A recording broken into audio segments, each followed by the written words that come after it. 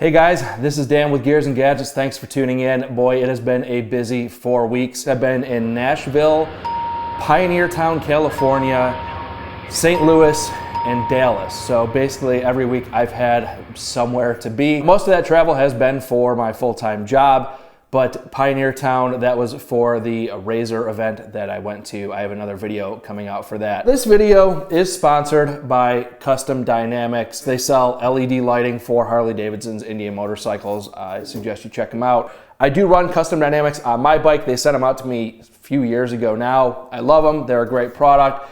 But this sponsorship was very different for me. What this allowed me to do when I was in Nashville was so awesome that I am forever thankful to Custom Dynamics for allowing me to do this. My Uncle Jim, he lives in Nashville. My uncle's the reason why I ride a Harley-Davidson. When I was finally able to get the means to buy a motorcycle, I went straight to the Harley-Davidson dealership, bought my 2018 Heritage brand new, and I never looked back. So when I grew up, I had no riders in the family. My stepfather wrecked out his Goldwing. He got T-boned when I was 5 years old, maybe 5 to 8, somewhere in that range.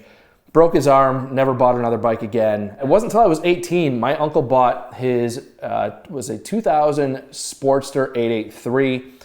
He went through and did as much as he possibly could to make it not be an 883. In Buffalo, the first time I saw that bike, it was in a garage, winterized. It was the first time that I was like, man, I like that. I want to get a bike one day. That dream died pretty hard, pretty quick, because I never had the means to do it. Now, my uncle ended up moving to Nashville, and I went down to visit in my mid-20s. At that point, he actually got a 1996 Dyna convertible. At that point, he also was working at, I believe, Boswell's Harley-Davidson. He rode for many years, ultimately ended up having to sell his bike, family first sort of type stuff, and wasn't riding for many years. Just bought a brand new to him 2009 Road King, 10,000 miles, $10,000. I thought that was a great deal, but we'll talk about that in another video. Again, he is the reason why not only that I own this motorcycle I have now, but it's also opened me up to so much more. The YouTube world has provided me so much career advancement outside of YouTube. So right off the bat, I am better off in my career outside of this because of all of this. I've met a ton of awesome people in this YouTube space. It's opened me to a ton of opportunity. And it's really just a matter of giving back to basically the person that inspired me to have this, which also then kind of created all of the rest of this. Life is fascinating. And again, I mean, it's just a matter of you know, minor influences turn into major life direction, and that's exactly what this is all about. Sit in the garage, film some videos, and just drink some beers and wrench on my uncle's Harley-Davidson, which I never in a million years thought those words would come out of my mouth. So with all that said, we'll throw it to Nashville. You'll see at the end of my work conference, I was pretty beat, but I was pretty pumped to be able to go and do this project. So let's throw it to Nashville. So I'm actually coming to you guys from, this is the Gaylord Opryland in Nashville. I had a work conference all week. My voice is shot. I was out incredibly late last night, tied a few back, but I'm really excited. I actually brought a suitcase full of motorcycle parts. We are going to be heading over to my Uncle Jim's house over the rest of the weekend here. This week, it's been straight chaos. So let's get everything packed up here and get on the road. But man, I am dragging this morning.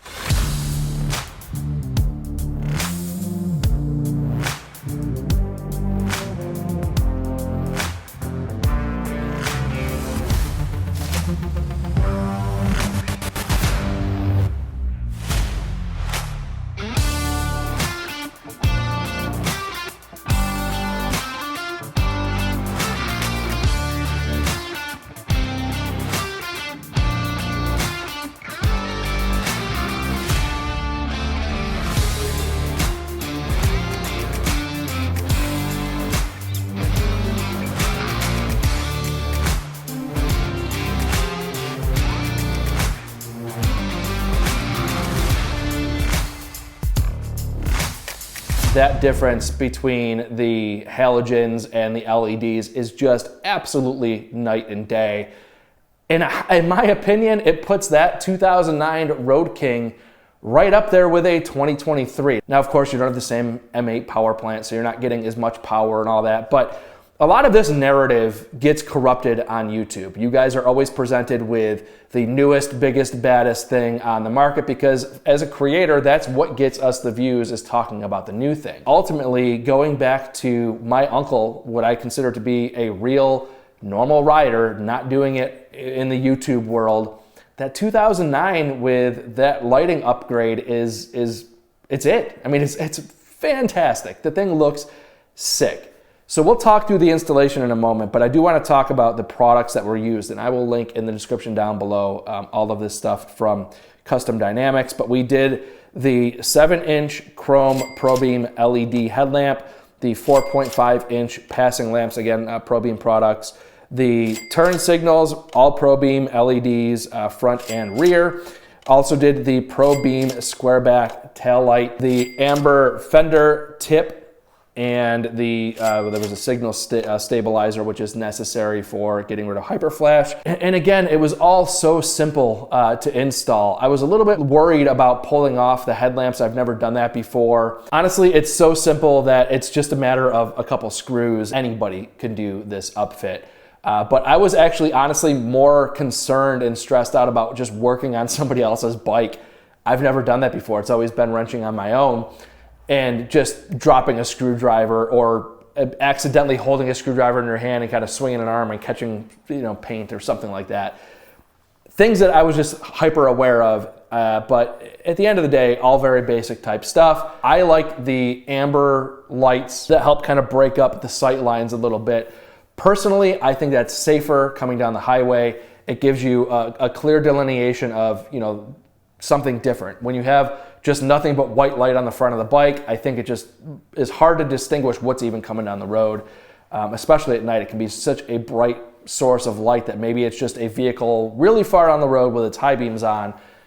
So ultimately, this is the look I like to go with. We were originally planning on sticking with the amber lenses to try to keep the bike looking as stock as possible, kind of just make it what Harley Davidson would do for an LED upgrade, essentially sort of look. But after a couple beers, looking at it, switching the lenses back and forth, we both agreed that the smoked lenses was by far the way to go, and that's ultimately how we left it looking. And I got to tell you, the front end of the bike looks so clean with the chrome bezeled LED lights. It really finished that bike off absolutely perfectly. And what I was most proud of out of this whole thing was not making it a produced video where, I didn't need my uncle to get on camera and talk through any of that, nothing. It was just a matter of set up the camera on a tripod, go through the process, super simple, get it done over a couple beers like anybody would do in their garage. I just wanted to make it the least amount of YouTube and the most amount of real in that moment, working on my uncle's bike in his garage. Just a really great moment. Again, a ton of thanks to Custom Dynamics. Their product is solid, but again, this is almost less about product and more about people, and that's what I really dig about doing this video. Of course, I will link everything down in the description down below, but again, people over product. And that's something I've learned over the last handful of months on this channel. You can have both, and there's some companies out there that are doing that perfectly. This is one of them, and I, again, forever grateful for that. Thank you very much for tuning in. If this is your first time tuning in, please hit that subscribe button down below. Remember, likes go a long way to help support the channel. I'll see you guys next time.